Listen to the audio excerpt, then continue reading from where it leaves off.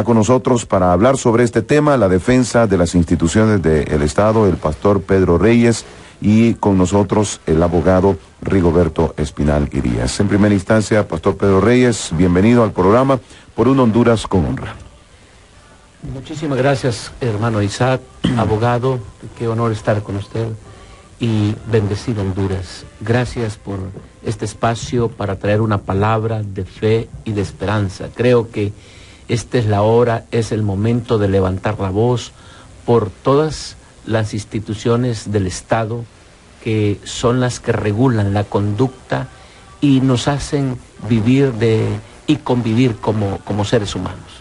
Abogado Rigoberto Espinal Irías, un honor de verdad tenerlo con nosotros, y luego de su saludo a la audiencia entremos en detalles sobre el tema que hoy nos interesa.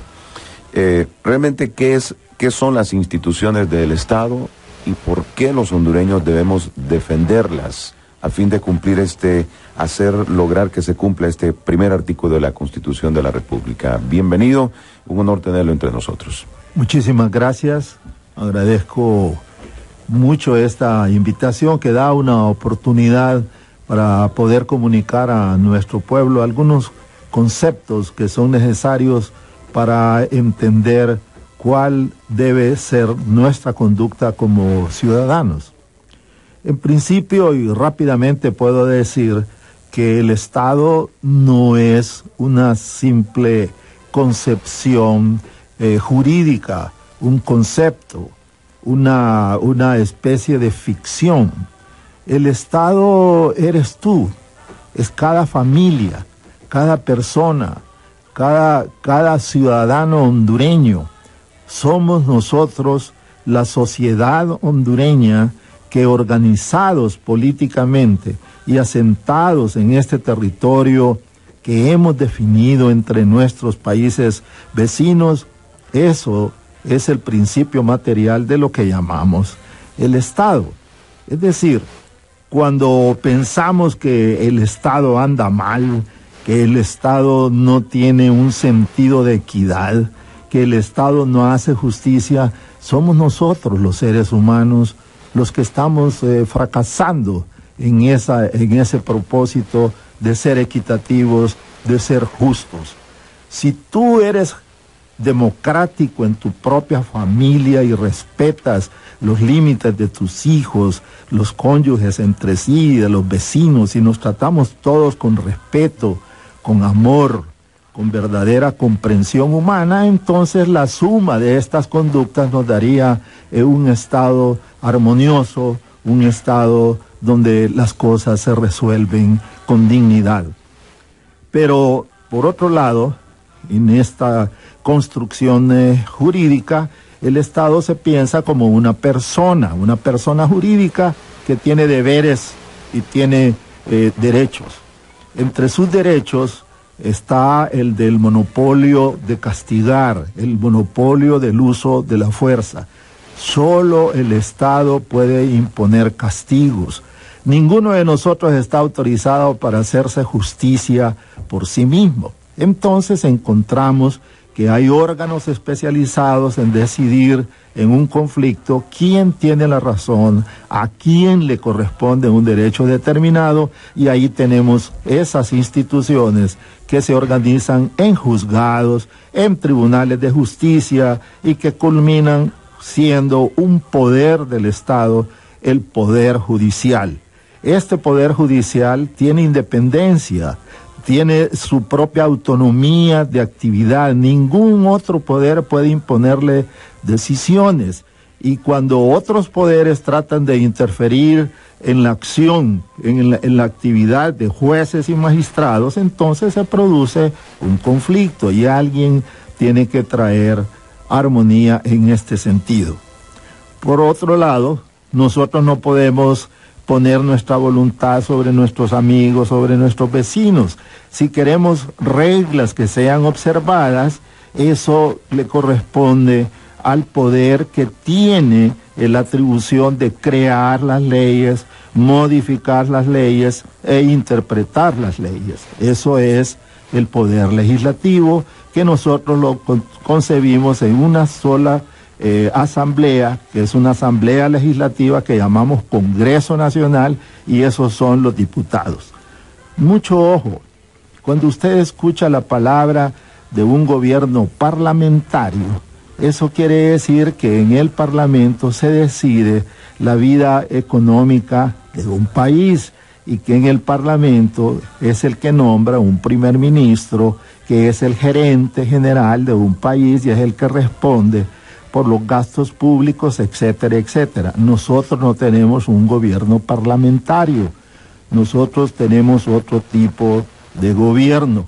Hay un poder que se integra con un sujeto que se llama presidente de la República, que tiene las atribuciones de ser el administrador general del país, decidir su política interior, su política exterior, es el comandante general de la Fuerza Armada y tiene simplemente actividades como un administrador, como un ministro, como un servidor. Y a su alrededor tiene colaboradores, que son los secretarios de Estado, que son otros servidores. Mucho ojo, tanto los jueces como los diputados, como los miembros de ese poder ejecutivo regido por un presidente, son servidores nuestros, de la sociedad. Por eso es que tenemos un gobierno representativo. Un gobierno representativo significa que ninguna persona que está en una situación de los poderes públicos que hemos mencionado, de los altos órganos, de los órganos del Estado, judicial, legislativo y ejecutivo, o tienen poderes sobre la autonomía y la libertad de cada uno de los ciudadanos. Son servidores, deben de ser ministros. Ministros son los que ministran son los que hacen, actúan en beneficio o para aliviar necesidades de otros. Si no tenemos ese sentido de ser servidores públicos, entonces nace la idea de el poder, de que alguien tiene el poder de hacer leyes y que con esas leyes puede quitar cosas y poner otras, y que otros pueden tomar las decisiones que ellos quieran y que le van a dar el derecho a quien ellos quieran y como ellos quieran, y que los jueces son absolutos para decidir eso, y que el presidente puede despedir, puede hacer y deshacer como él quiera. Todo eso está regulado en un orden jurídico. La base fundamental de un país es tener todas las conductas humanas regidas por reglas que deben tener una base moral, una base ética, una base de respeto de unos a los otros. El primer principio institucional es la ley. Cuando tenemos una verdadera democracia es porque las leyes gobiernan, no los hombres. Cuando no existen poderes que puedan ser superiores a otros, aún aplastar a la persona humana con ese sentido de poder, de un aparato de poder, entonces, si tenemos una defensa, estamos hablando del Estado de Derecho. El Estado de Derecho no es más que el ejercicio del poder público con las limitaciones que establecen las leyes en sus diversos niveles constitucionales, ordinarias y especiales. Abogado, luego de esa introducción, cuando usted ha descrito todas las responsabilidades que tenemos como ciudadanos, quiénes conforman el Estado, quiénes conforman las instituciones del Estado, y cuando se habla que en Honduras, obviamente, y de acuerdo a la Constitución de la República, la forma de gobierno es republicana, democrática y representativa, eso significa que tenemos una institución o un Estado muy bien conformado, y es el deber de todos los hondureños y hondureñas, y de los funcionarios públicos y de aquellos que tienen una función pública, que representan al pueblo de Honduras, en defender las leyes, la ley como una fuente primaria de mantener el Estado. Ahora, una pregunta quizás para ambos. Durante ya hace mucho tiempo se viene hablando acerca de la desestabilización de las instituciones del Estado, a fin de que ciertos personajes puedan alcanzar sus propósitos egoístas y muy personales y tomar control sobre el estado de Honduras. Se habla de una campaña que se está gestando a nivel internacional para desestabilizar todo esto. Hemos estado desarrollando a Pastor Pedro y abogado Rigoberto Espinal Díaz programas en esta dirección, y recientemente estuvo con nosotros el abogado Mauricio Velasco hablándonos sobre el Foro de Sao Paulo y las pretensiones que el Foro de Sao Paulo tiene a lo largo de todo el istmo centroamericano y Suramérica también, para lograr desestabilizar las instituciones del Estado, delegitimando, desacreditando y generando una controversia al interior de todo esto. Realmente, de acuerdo al análisis que ustedes podrían presentarnos, ¿qué consideran ustedes que está sucediendo en estos momentos cuando en la Corte Suprema de Justicia se está tratando de legitimar aún la actual y la nueva Corte Suprema de Justicia, que tendrá 1 año y unos pocos meses, el mismo Congreso Nacional, la falta de reconocimiento del presente gobierno, toda esa campaña que se está gestando a nivel internacional? ¿Cuál es el análisis que ustedes podrían presentarnos sobre el rompimiento de la familia, cómo se está atacando la familia como una institución también muy importante dentro de nuestra sociedad? Pastor Pedro, y luego el abogado Rigoberto Espinal Díaz para su análisis. Yo creo que estamos viviendo tiempos peligrosos, abogado, hermano Isaac, y esto que tiene que ver fuertemente con la familia, el matrimonio, que es una institución fundada por Dios. Micrófonos hablábamos de lo que ha pasado y lo que está pasando precisamente en el ámbito espiritual. Es un espíritu que se mueve en los aires para poder desestabilizar la familia como una institución, el matrimonio como una institución, la escuela como una institución, los partidos políticos como una institución, el ejército como una institución. Pero yo pienso desde el punto de vista bíblico lo que dice el profeta Ezequiel, hablando sobre Jerusalén. Le dice: yo conozco a tu papá, yo conozco a tu mamá, tu papá era un amorreo, tu madre era una hetea, y cuando tu madre te parió, yo te vi revolcándote en la sangre, y cómo venían las moscas, todo mundo te ignoraba. Cuando yo te vi, yo te dije: tú vas a vivir, te di dignidad, te vi cómo crecieron tus senos y tu vello púbico. Y cuando te quisiste enamorar por primera vez, yo te tiré mi manto, hice un pacto contigo, pero te enamoraste y te prostituiste. Y yo siento que hay una prostitución, no solamente física, abogado, sino una prostitución espiritual de desestabilizar los valores. Que a lo bueno hay que llamarle malo, y a lo malo, bueno. Entonces no importa, hay que destruir la educación. De todas maneras, estamos en tiempos diferentes. El matrimonio, eso era un concepto antiguo.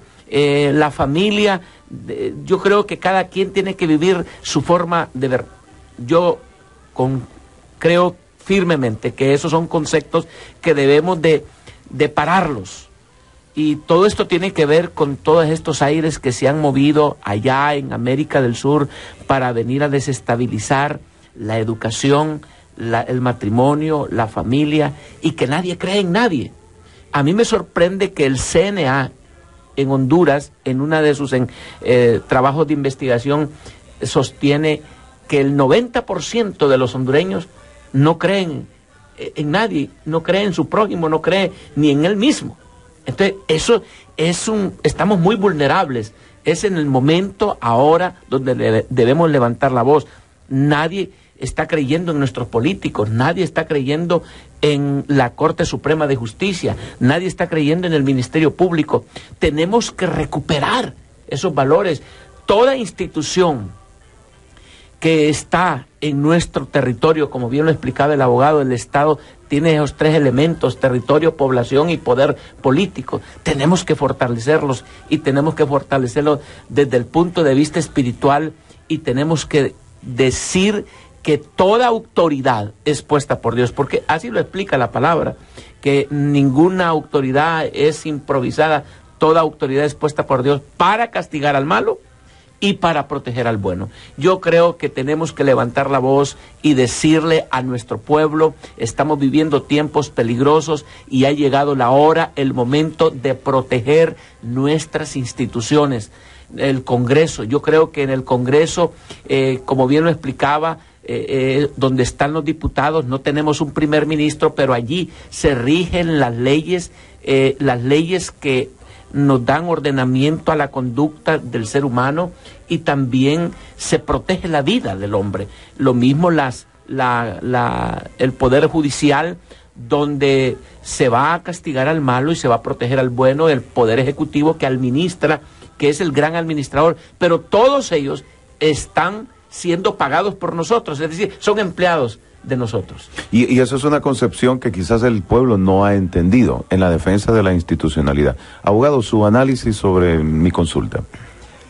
Es una complejidad grande. Vemos tres niveles. Un nivel material, otro nivel que es cultural, o que está en el nivel de las ideas, y todavía un nivel mucho más alto que es el espiritual.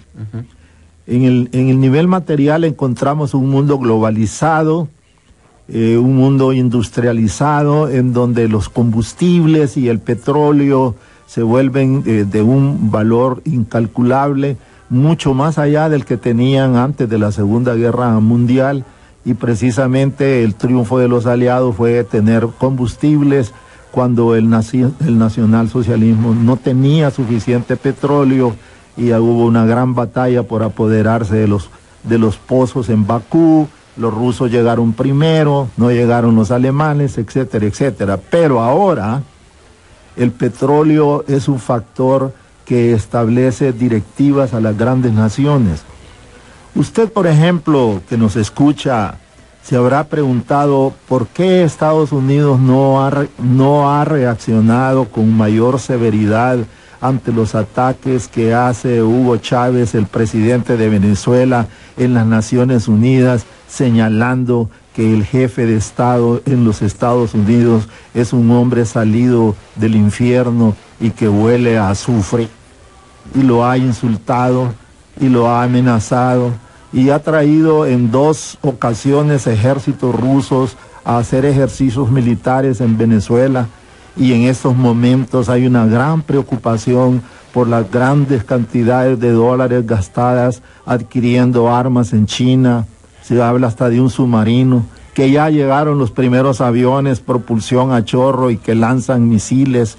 ¿Contra quién se está preparando Venezuela a hacer una guerra? ¿Contra Colombia?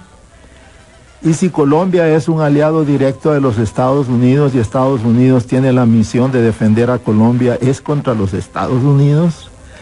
¿Y por qué los Estados Unidos no manifiestan una enérgica política internacional para detener la carrera armamentista en América del Sur? Porque Venezuela es el 4º proveedor de combustible para los Estados Unidos de América.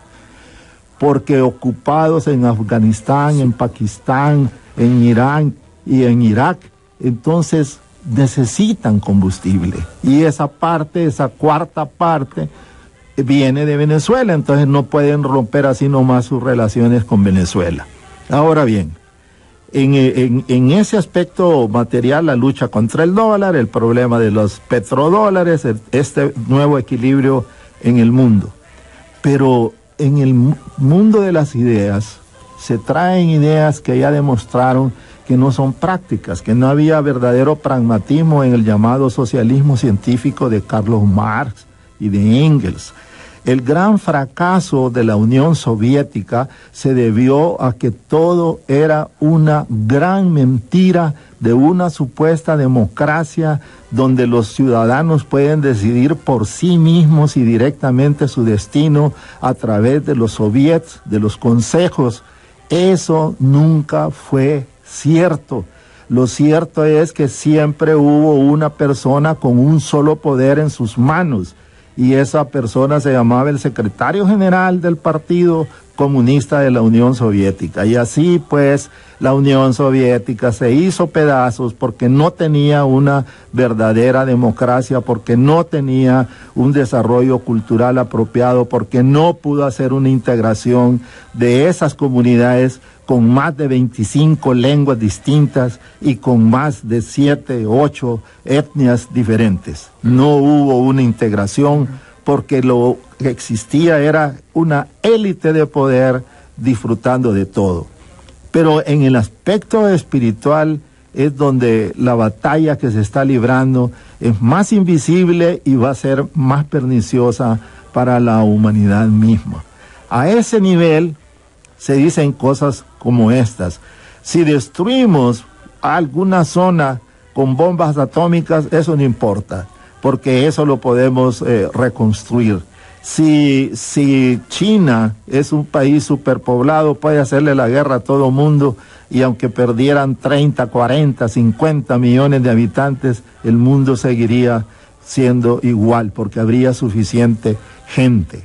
Y en esa idea de que no existe un legislador supremo, no existe un rey, no existe un gobernante de todo lo que existe en el universo, en el espacio, en esta infinidad de millones de galaxias, que no existe esa superpotencia espiritual para poder dirigir todas las cosas que ocurren en esta realidad, entonces no existe ningún otro poder bajo este nivel, no existe un poder paternal, no existe la autoridad, y caemos en una gran anarquía. Caos. Cuando los hombres piensan que no tienen a nadie a quien responder, cuando tenemos asesinos en serie, fríos, matan 30, 40, 50 personas y siguen igual porque no tienen conciencia, porque nadie los va a castigar, porque no hay un juicio, y que si les suprimen la vida ahora, pues qué bien, porque ya nadie los va a seguir. No es la pena de muerte la que puede solucionar estas cosas, más bien es un verdadero reavivamiento espiritual en todos los niveles, en todos los sectores de la vida. Los hogares, las casas, las familias, los padres de familia, los hijos, deben de fortalecerse en estos pensamientos, deben de buscar esos valores espirituales que los lleven a tener una mejor vida. En el trabajo, en la fábrica, en el campo. Qué hermoso es pasar por alguna aldea donde hay gente que puede tener cantos de paz, cantos de armonía y de tranquilidad. Qué hermoso es estar en una comunidad donde la gente se reúne y puede tener esa paz que solo el Santo Espíritu puede darnos, que está más allá de toda comprensión humana. Vivirlo y sentirlo, eso es maravilloso. Abogado, y eso es lo que debemos de evitar, que nos quiten esa libertad. Conforme a lo que ustedes están apuntando, hay una referencia y un marco histórico y un marco actual que se está dando en el concierto de todas las naciones. Usted mencionaba países como Rusia, mencionaba países como Irak, Pakistán, Irán, el mismo Venezuela. Sí. Y una pregunta para ambos igual. ¿Qué papel juega Honduras en medio de todo esto? Los sucesos que se dieron el año pasado, por ejemplo, representa para ambos sectores un precedente que no debe de volver a ocurrir. Para los demócratas y los que han defendido la democracia en Honduras, los que defienden el Estado de Derecho, los que defienden las leyes y la Constitución y la actual Constitución de la República, representa un precedente que no debe de volver a suceder. Sin embargo, para el Concierto de Naciones, que forman parte de los grupos del ALBA, los que forman parte de este grupo del Foro de Sao Paulo, que surge como una iniciativa después de la caída del muro de Berlín y de lo que sucedió con Rusia, con la Unión Soviética. ¿Qué papel está jugando Honduras? ¿Realmente está en el pensamiento aún todavía de todas estas naciones que se están moviendo con un espíritu de destrucción, de control, de manipulación? Si para los que han defendido la Constitución de Honduras es un precedente que no debe de volver a repetirse, será también para estas naciones, para don Hugo Chávez, para don Lula da Silva, para todos los países del ALBA, un precedente que no debe de repetirse en otras naciones. ¿Por qué los hondureños debemos defender el Estado de Derecho, defender las instituciones del Estado, ser vigilantes y exigir a nuestros funcionarios, a quienes nos representan, a quienes trabajan para el pueblo, que cumplan las leyes, que ejecuten las leyes como tiene que ser? Porque, sin lugar a dudas, todavía Honduras está en ese escenario. Honduras tiene un punto geopolítico de mucha importancia. Representa el punto de equidistante para defensa precisamente de los Estados Unidos de América. Nosotros estamos dentro de la zona de la seguridad nacional de los Estados Unidos por la distancia que existe entre nuestro país y principales lugares que tienen en Álamos, etcétera, etcétera, en cuestiones militares. Luego se ha creado la falsa idea de que en Honduras existe una superbase militar en Palmerola, y uno de los medallas de oro que ponen en el pecho de Zelaya es el haber querido destruir esa base militar para convertirla en un aeropuerto internacional. Y eso es totalmente falso. Palmerola ha sido una base más bien para obtener información de los cambios de clima y de vuelos extraños en la lucha contra el narcotráfico. Vino el señor Daniel Ortega, lo trajo Zelaya para mostrarle lo que era la base de Palmerola, y suponía que en unos 15 días podía destruir esa base. En el otro sentido, pensando de otra manera, nosotros tenemos hermanos que casi nos parecemos al hermano del hijo pródigo que está ahí en la parábola de la Biblia del hijo pródigo. ¿Qué quiero decir con esto? Para el pueblo de El Salvador, a quien admiramos y queremos mucho y que sabemos que ahí hay una fuerte comunidad cristiana, excelentes trabajadores, para ellos las fronteras de su país terminan en las cordilleras del Merendón. El día que nosotros nos desintegramos y caemos en una situación de anarquía y de caos, olvídese, esa frontera viene hasta donde han dicho que siempre ha sido, en la cordillera del Merendón para El Salvador. Con Nicaragua también tenemos hermanos en Nicaragua, somos familias comunes, intereses comunes, pero siempre ha habido un interés a esa zona que nosotros hemos descuidado siempre, que le llamamos la Mosquitia, que le llamamos gracias a Dios, y siempre han cuestionado eso.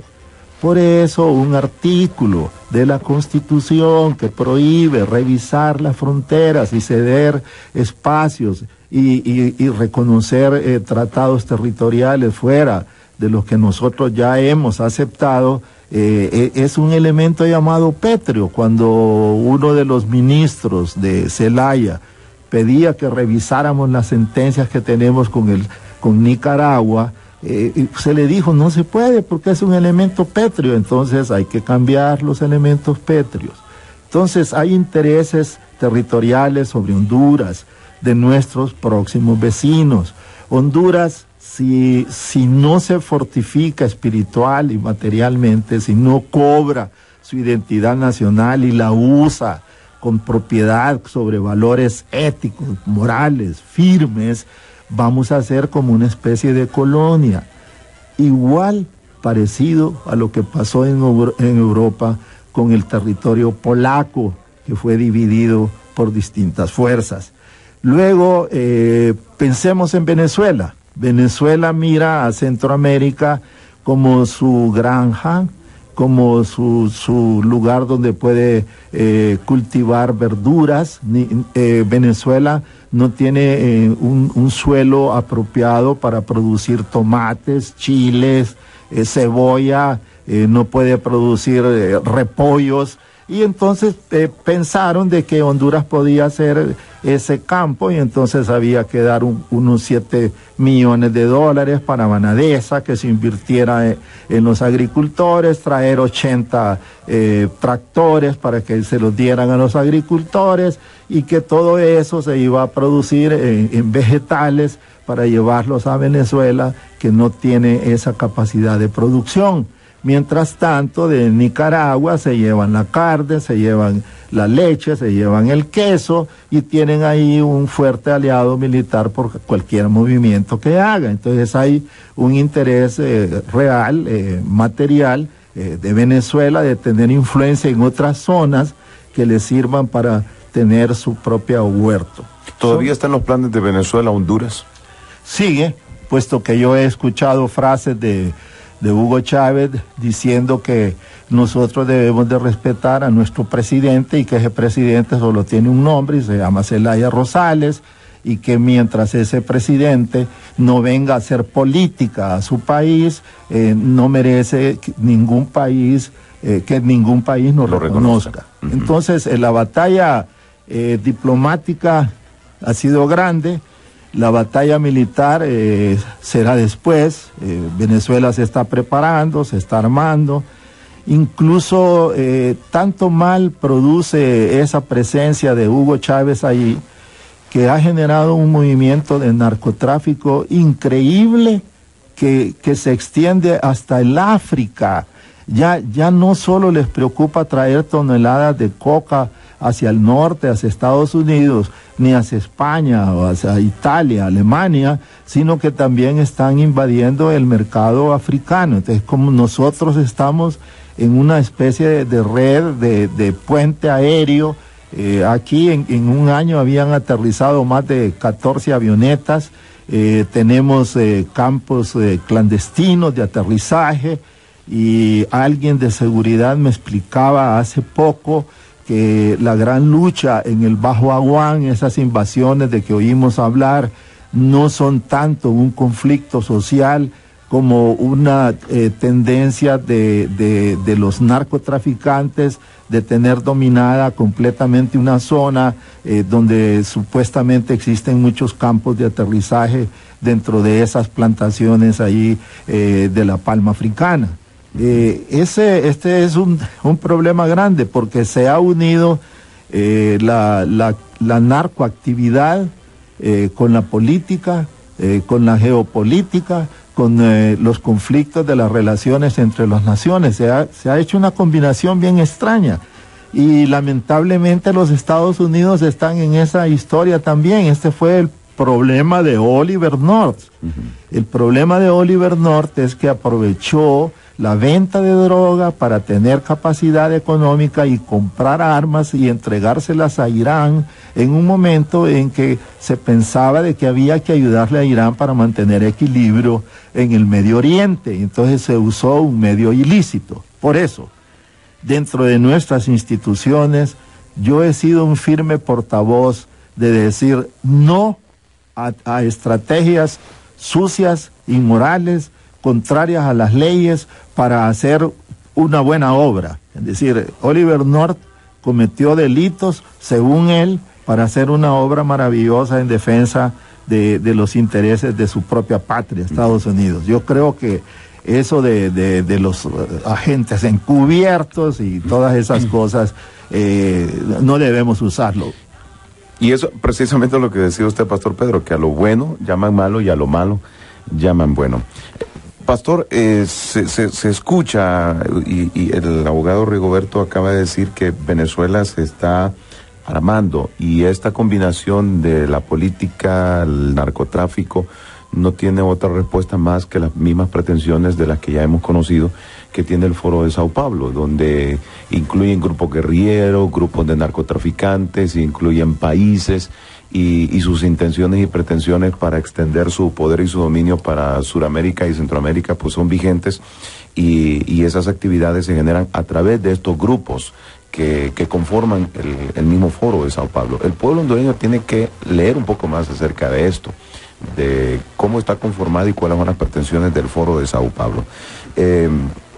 Se hablan de vientos de guerra, conflictos que podrían generarse entre algunos de los países que rodean Honduras, podría ser El Salvador, Nicaragua, no sé, o la misma desestabilización del país al interno desde fuera.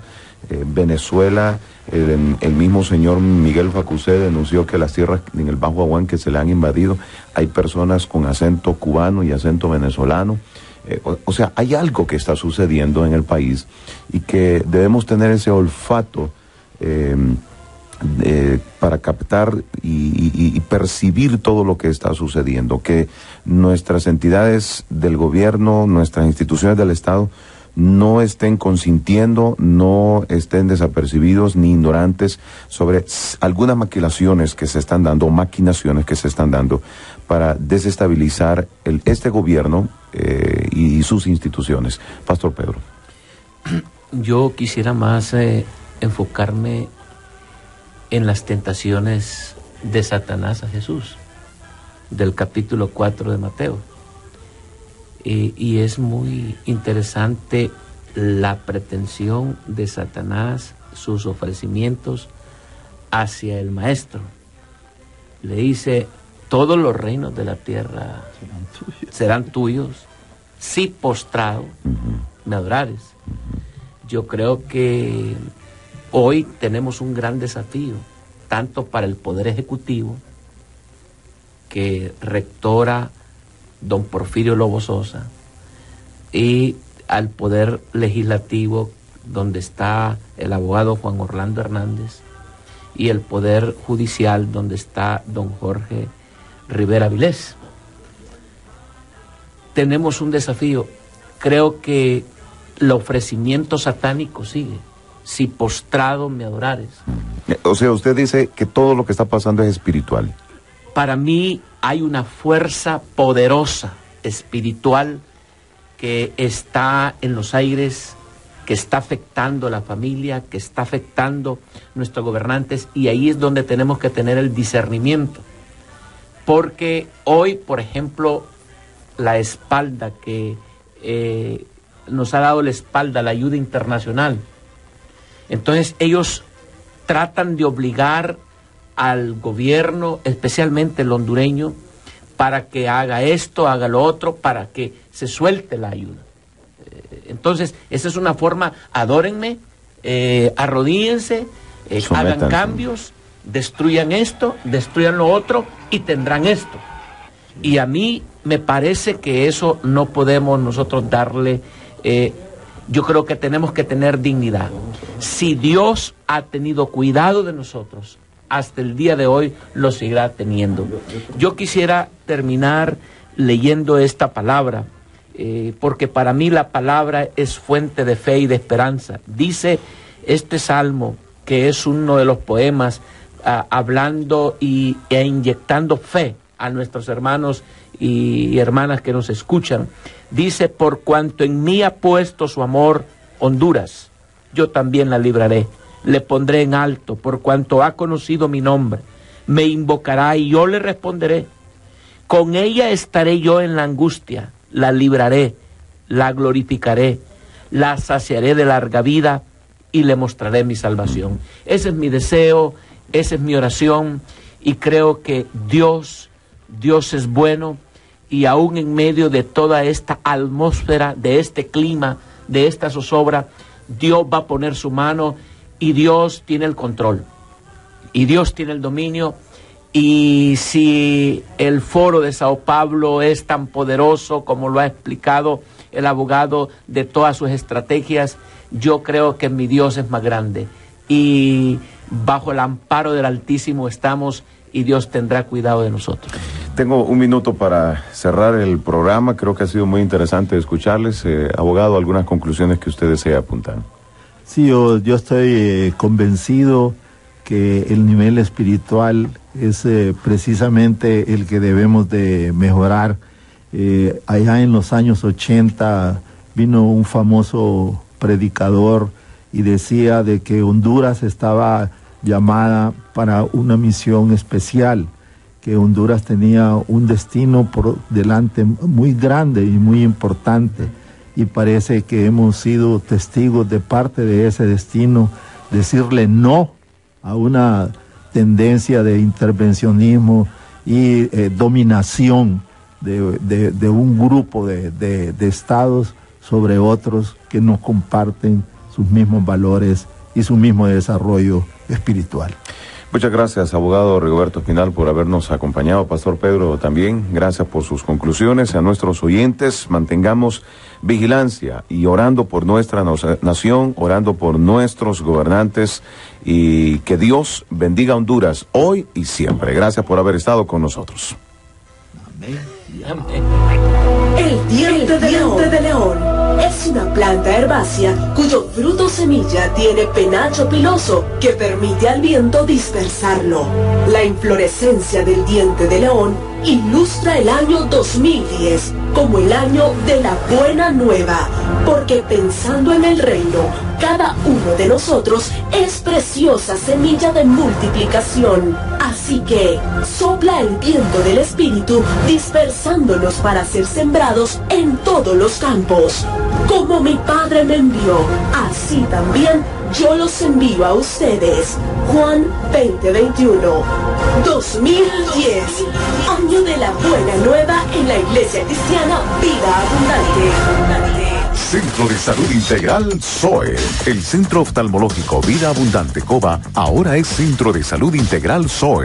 Ampliamos nuestros servicios médicos y ahora contamos con oftalmología y optometría, dermatología, odontología, ortodoncia y ortopedia maxilofacial, otorrinolaringología, audiología, medicina interna y endocrinología, medicina general para adultos y niños, servicios quirúrgicos de ojo, laboratorio de análisis clínicos, tienda óptica, tienda oftalmológica móvil en su empresa, escuela o comunidad. Centro de Salud Integral SOE, Colonia Alameda, contigua a Radio América. Teléfono 263-0677. Centro de Salud Integral SOE. Hemos presentado Por una Honduras con Honra, construyendo dignidad, respeto y participación ciudadana para lograr un verdadero cambio en la sociedad. Este programa es una producción del Departamento de Comunicaciones de la Iglesia Cristiana Vida Abundante Comunicba. Gracias por su atención.